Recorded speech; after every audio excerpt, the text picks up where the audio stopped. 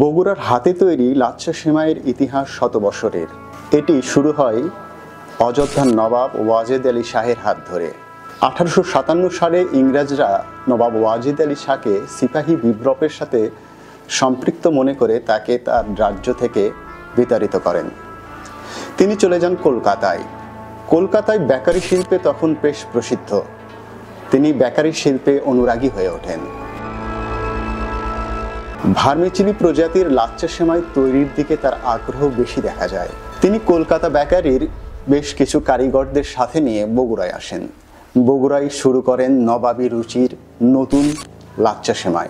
এই লাচ্ছা সেমাই এখন সারা বিশ্বে সমাদৃত। বগুড়ার লাচ্ছা সেমাই আন্তর্জাতিক মানের সাথে সংযুক্ত হয় নবাবী রুচির।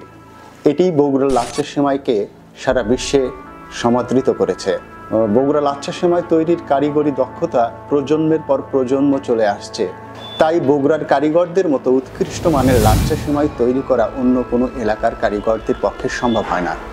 ইনটেক এগ্রো দীর্ঘদিন যাবৎ বগুড়ার অভিজ্ঞ দক্ষ কারিগর দ্বারা তৈরি করে আসছে উন্নত মানের স্পেশাল হাতে তৈরি লাচ্ছা সেমাই। রমাদান ও ঈদকে আরও সুমিষ্ট করতে আজই অর্ডার করুন ইনটেক এগ্রোর হাতে তৈরি স্পেশাল ঘিয়ে ভাজা লাচ্ছা সেমাই। অর্ডার করতে নিচের অর্ডার বাটনে ক্লিক করুন।